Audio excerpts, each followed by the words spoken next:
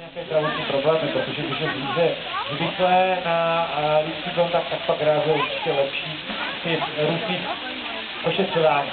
Zpátky k tomu plavání, ve vodě jsou schopni vyvinout rychlost až 40 km za hodinu. A protože jsou neuvěřitelně rychlí, tak můžou ulovit prakticky všechno, na co mají chuť.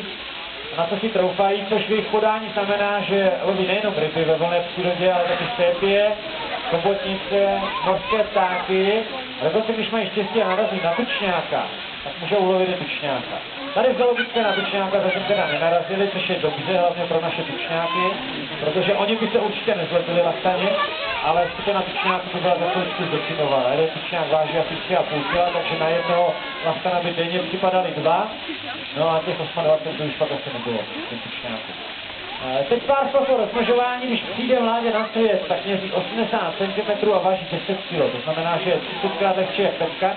Než dospěje, tak to trvá 4 až 5 let a teoreticky se každý z lastanů může dožít až 25.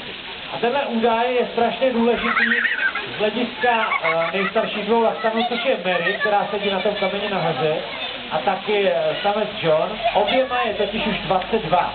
Tady v zahradě jsou jenom rok míň od roku 1988, kdy přišli jako roční mláďata. No a pokud bychom to srovnali s tím maximálním věkem, tak nám vyjde, že jsou to takový lastaní důchodci, což se teda projevuje nejenom podle toho, že už daleko méně poslouchají. Oni moc dobře ví, že ty ryby dostanou stejně, takže se moc nesnaží, ale pozná se to taky podle počtu zubů. John jich má v plámě z původních 630 už jenom 5.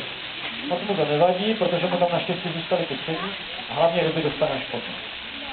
Tak, lastani pochopili, že je konec. Vidíme, jak se na tom vy. Dneska to trvá trošku díl, ale taky jste pochopili. Všichni se nasáčkovali k tomuhle vstupu dovnitř, protože ošetřovatelka tam pro ně má vždycky ryby, ale oni si nejsou úplně jistí, jestli je tam nezavře, takže váhají. Nicméně, jak jim ty ryby ukáže, tak je přesvědčí a oni vlezou dovnitř. Nebojte je za chvilku, ale zase uvidíte, protože těch ryby daleko méně než měli teďka venku. Takže pak vyjedou a budete moci obdivovat. Přesvědčili tam to, on musí vždycky první, protože je šéf. No a ještě než se rozejdete, tak klasicky